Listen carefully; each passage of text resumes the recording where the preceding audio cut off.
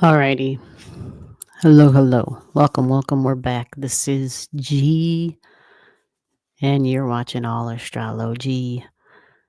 This is the 2025 series for all the signs in your chart, from Aries to Pisces. You've got 12 houses. And so in this video series, we're talking about each sign in your chart. So this is part 3. This is where is Gemini in your chart? What house number is it in? And we're going to talk about how Pluto is going to affect that Gemini energy for the next 18 years. For the next 18 years, Pluto and Aquarius, the kind of conversations and the communications going to have with your Gemini energy in your chart. And then we're going to talk about the North and the South node in Pisces and Virgo, and what kind of a conversation they're going to have with that Gemini energy in your chart. So you're looking for your chart, you're looking then for your Gemini energy in your chart, and you're going to apply everything I'm saying to that house number. You follow? Now, if you have a Gemini sun, a Gemini ascendant, Gemini moon, apply this information to that as well. It works for all of it. All right. So with Gemini, you're an air sign. Your Gemini energy in your chart, that's where you have air. It's all about I'm the thinker, I'm the talker, I'm the communicator. Very busy energy. It likes choices and options, right? It loves to learn. Super curious energy. It learns by taking information in, by talking about it, spewing it back out, sharing what it's learned. Like, that's Gemini.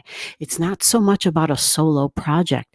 It really works well with peers and neighbors and coworkers. Like, Gemini is all about being able to discuss, maybe even debate, if it's really evolved Gemini energy, like it's got a really strong communication skills as far as verbal communication, or maybe even like that, or, blogging.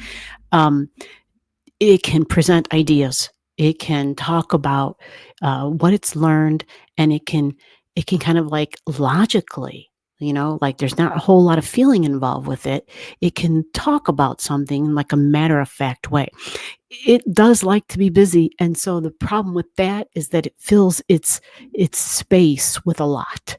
It's like the multitasker, but it doesn't mean that it gets a lot accomplished because of this. Okay. It likes to, it's got, all these different buckets, and it's got, a finger like in each different bucket, and the toes in a different, it's got all, it's the jack of all trade and the master of none type of energy. So with that energy, the goal is to try to teach that energy a little bit of focus. So for that area of your chart, wherever your Gemini is, this is where you're kind of, first of all, asking yourself, right? Conversation with self. Am I scattered? Am I the multitasker in this particular area of my chart? Does it seem like I'm always busy in that area of my chart, but never really getting anything actually accomplished? And who knows, maybe you're a great networker, because Gemini is great at networking. Online, social media, like this is all Gemini stuff. It's in your community, your local community, your neighborhood, right? The businesses, the mailman. It is mail, it's snail mail, it's the telephone. Think of communications in general. And that's Gemini. It is sales. So it is the talker. So it's someone who's like, okay, yeah, I can use my mouth to make a living, right? I can sell you an idea. So we think teachers, right? Teachers in a classroom, they're selling the education to the children. They're selling the information to them, and they're selling it. I use that kind of lightly.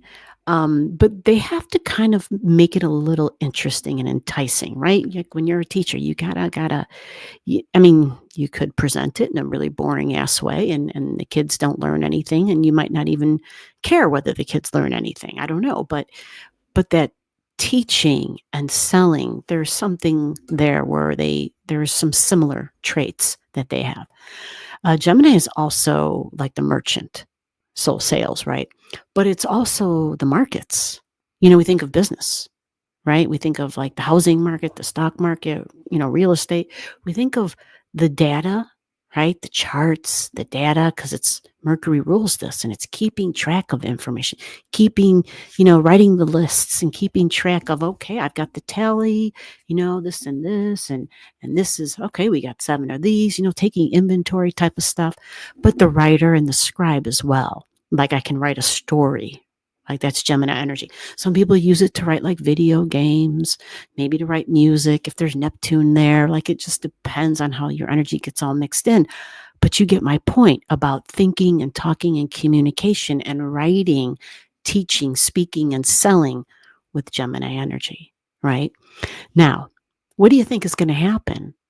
Because it's air, right? So what do you think will happen to the Gemini energy in your chart when for the next 18 years, Pluto is in the air sign of Aquarius? What do you think that'll do to that Gemini energy? It's trine energy. It's a trine. So it creates an ease in something. It'll create an ease between the Gemini and the Aquarius energy in your chart. Aquarius is group energy. It's friends. It's going to really amp up communications and online stuff. We think of, Aquarius, technology and science.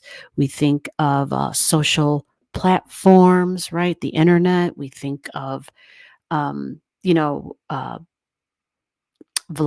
and blogging, podcasting. Like this is this big time where this connection, where the power of Pluto comes in, the energy of the group is super supportive to the Gemini energy.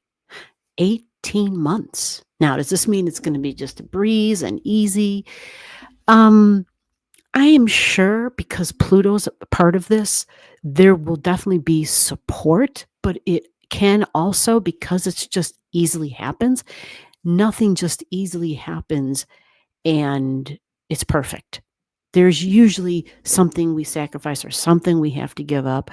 There's usually something somewhere along the line where we're like, oh, damn, this was my dream. This is what I hope and I prayed for, but I didn't know it was going to have to go like this to get me there, right? So now this isn't to paint a grim picture. It's just to say, to be realistic and to understand that whether it's a trine or a square, but this is a trine, it just easily happens.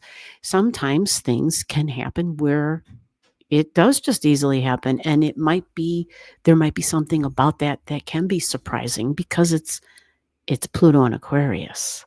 So there is supposed to be surprises. It's supposed to be different and innovative. There's something even liberating and freeing because it's independent energy. It's Aquarius energy. And Pluto was there, so it strengthens. It adds strength to the independent energy. It adds strength at the same time to the group energy, right? So with Pluto in the friends and social causes, social work even, we think of the global networking, those global systems, but what about transportation? Yeah, this is big because Gemini is like cars, right? Uber, driving my car, local neighborhood, short distances in the car and travel, right? Aquarius energy? This is next level technology, shit that hasn't even been invented yet. So this is the what is it, the EVOTL or EVLTO, the whatever they are, the vertical lift units, that that are, I forget what companies. There's a handful of companies now where instead of taking a cab to the airport, you're going up in the air just to go to the airport, right? Instead of being in a cab on the road. This is super supportive for that. Really, really supportive. But that was just to give an example because Aquarius energy is also space, right? It's inventions in general, shit that hasn't even been invented, right? Experimenting and science, astrology, but group energy is big here. Group energy is really big. So there is an ease created with your Gemini and your Aquarius energy. Gemini can be friends and coworkers and siblings and peers, like people I know and peers, but cousins can be in there. But here we have Aquarius, which can usually be someone that's older than me, maybe even a boss, but it's groups. It's groups. And the friend and the groups, that mixture, these aren't like people we're best buds with necessarily. there's more like a common cause that we have with this group, right? So sometimes, like Habitat for Humanity, like whatever gets you, right? In terms of social causes. Um, with Pluto there, one thing I do want to mention that's important is that when Pluto comes in to make a change in an energy in a sign, that's its job, is to forever change it. That's why it works really slow, 18 years, and on a really deep level. So deep that it's like known as the roto-rooter. So it's digging, it's like trenching, and it's showing, it's shoveling up, and it's all that stuff is floating to the top, stuff we didn't know was there. Doesn't mean that it has to be horrible, but usually, in Aquarius, it's going to usually be shocking. It'll usually have something that's float to the top that we were like, oh my God, I had no idea, right? Remember, the age of Aquarius is when the knowledge is poured into the hands of man, and it's something that's been below the surface and hidden. You follow? So, um, yeah, different, unexpected, individual power, right? So connecting with that Gemini energy, you just kind of want to be aware of your ability, because there's such an ease between these two. Pluto and Aquarius can be the rise of the authoritarians. It can be the rise of power to union energy, right? And the workers trying to get a foothold in working against the conglomerates, right? And the big corporations, and like, hey, what the hell? What about us? Where's our power? Where's our raise? Where's our bonus? Where's our, our cost of living? Like, hello, we have to survive. So that connection can go both ways. For some of you listening, you may have that, you may be the individual that becomes filled with power because Pluto and Aquarius trines the way you're communicating, right? So whether you're communicating with people of power, maybe you end up being part of a union, maybe you're working towards that.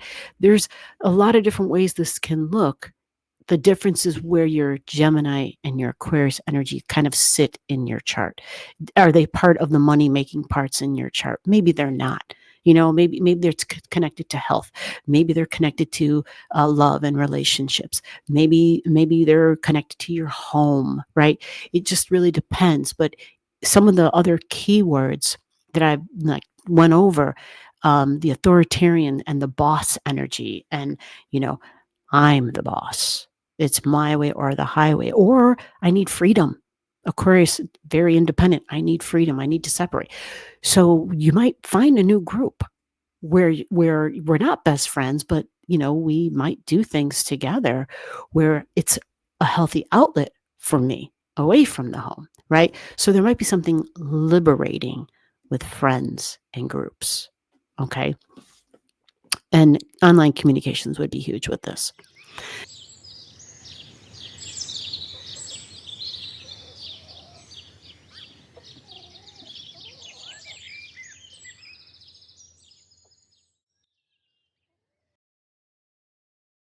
Now, this is beneficial so far, even though there could be ways where that trine can bring some uncomfortable truth and realities to the top, that float to the top with Pluto. With the North and the South node, 18 months, next 18 months for the Gemini area in your chart, this can be stressful because both the North and the South node, Pisces and Virgo, that's an angle. That's a 90-degree angle. That creates a solid, strong, actually, one of these. That's a solid, strong T-square to your Gemini energy. You see? Now, I don't think it's going to be hard the whole time for the next 18 months. It depends like where your house cusp line is in Gemini. Do you have planets in Gemini? Do you have asteroids in Gemini? Do you have fixed stars there? Do you have midpoints there? You're going to probably want to check all those things out, because with the North and the South node angling all that Gemini energy for 18 months, there will likely be times where you're aware of that stress and tension that the nodes are throwing you. And what that is the node in the Pisces is a forward movement. It's about the future. It's about where you're headed. It's your beliefs. It's your philosophy on life. It's your peace. It's your understanding. It can be your religion. It can be your faith, your faith, right? Your serenity, your solitude, your ability to surrender and to accept. Like all this is those Pisces keywords. Pisces is also about the high levels of sensitivity. And with those high levels of sensitivity and the Gemini energy, we think Pisces and the angle it can throw to the mind. So it may throw in some communication difficulties. Now, what's beneficial in a way is that you got Pluto. Remember, we go back to Pluto now. Pluto was going to be angling in a very beneficial, like it'll add power to your communication style, right? There will be something very unique about the way you communicate. You will stand out in ways you didn't stand out before with Pluto. Pluto imbues us with soul power. It's like a power you can't really put a finger on, right? So, with that intense, intense communication, with that intention, maybe shocking forms of communication, the angle coming from the north and the south node, the details might get a little blurred sometimes. The Pisces energy might make things sound a little fantastical and almost a little bit of a make believe at times, right? There might be something where people are like, okay, are you even like, what cloud are you on? Are your feet on the ground? This can be tricky. This will be tricky because Pluto and Aquarius and Gemini energy, that's a lot of air. And usually when people have a lot of air, sometimes they are floating up there on cloud nine. And so what my recommendation for this sort of experience, specifically for the next 18 months, because Pluto's going to be doing its thing for 18 years, but until the nodes get the hell out of the angle, the Pisces and the Virgo, you're going to need to find ways to stay grounded, right?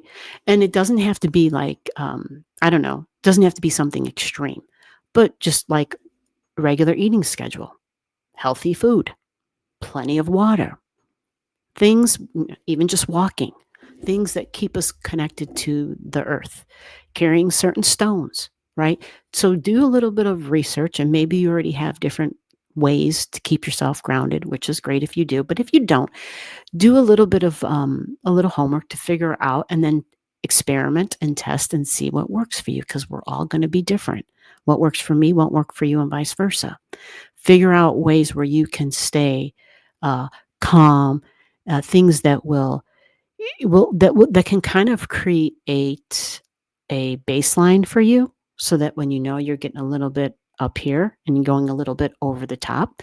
Because remember, with the Pluto in Aquarius, this intense power in our communication style, we may really truly feel like we are the boss of somebody, right? And that we are the top authoritarian, or that we are the authority figure. We like, it begins and it ends here, damn it. There is no other. And so we kind of just got to watch, because Pluto in Aquarius energy can enhance the ability to speak, but Aquarians, sometimes they get accused of speaking to others in a condescending tone, because they can be extremely detached, overly detached. Like, that's one of the great lessons of Aquarius energy, to remain detached. And anytime we're speaking with people or communicating with them in whatever way that is, we always want to be cautious that if we're overly detached, we're going to come off distant and cold. And that's going to signal like, hey, this person really doesn't give a shit, right? And that's something you don't want to have happen. And that's not in all cases. That's just like on an extreme level, okay? But typically, Pluto and Aquarius, people come across quite authentically. Like some of you're revealing things and talking about things there. It's like, okay, TMI, too much information. You kind of went overboard there. You follow what I'm saying? So I'm not overly concerned about that, but it's a possibility. The north and the south node now, just finding ways to stay grounded, finding ways to stay rational and logical while at the same time finding ways to safely detach and be at peace. Because the intensity from Pluto, when you get like a spring, and not that you get a spring. This is kind of old school common sense, but if you've ever seen a spring that gets coiled up super tightly, right? And then you've seen some other ones that are kind of on the loose side. Remember those slinkies? I don't know if you know anyway, when we were kids, I think one Christmas, maybe a few of us got them or we all did. I can't remember, but some of them sucked. Some of them didn't really work. And other ones were like, oh my God, it can walk down the stairs like it's doing the thing they did on the commercial, right? And it was like the springs were either manufactured or lined up in just the perfect way and enough so that it could have that momentum, right? Like that kinetic energy just waiting to go, right? Whereas with the Pluto, I kind of use that visual of it has that ability to kind of just go, to kind of initiate, to kind of pop off, and to kind of be like a surprise. And like, oh wow, it's exciting. And it is. That's Aquarius. It is exciting energy. All right. So there's got to be routines that we are involved in daily where we're kind of keeping things level and calm whenever possible. And because there's a challenge to the Gemini energy, it's a challenge to the way you think and talk and communicate. Okay. So there just might be some times where you may need to run ideas across other people, like people who you know and trust, who are, in your inner circle, who will be honest with you for feedback, especially if you're writing something that's going to be published, whether that's vlogging, blogging, a book, whatever the hell it is that you're going to be sharing with others. Kind of run it across, right? Do a dry run and be like, what do you think about this, right? And so you might want to just check in with peers to help to see if they can help you to just kind of, I don't know, even if it's just for editing reasons, right? Hey, what do you think? Do I have any spelling errors, right? Did I, just some of the basics. And then hopefully they will be honest with you, which I feel like that's what's going to happen with Pluto and Aquarius. You will have friends who will be brutally honest. And those communications will just be there, because it's Pluto. It's showing us shit we didn't know was there, right? So all in all, this can be beneficial, a very beneficial 18 years, but the next 18 months within this next 18 years, there can be some challenges. Okay. And there could be some things within the daily routines, right? The home, the health, the job, where you just may have to, remember to remain flexible, because make no mistakes, Aquarius energy is not flexible. It's very fixed. And if it feels like it's the boss, right, it's going to be stubborn as hell. And it just has to kind of incorporate a little bit more of the Gemini flexibility, you see? So that covers it, Gemini. And for the Gemini area of your chart, that covers it. So I will see you in the next one. Take care.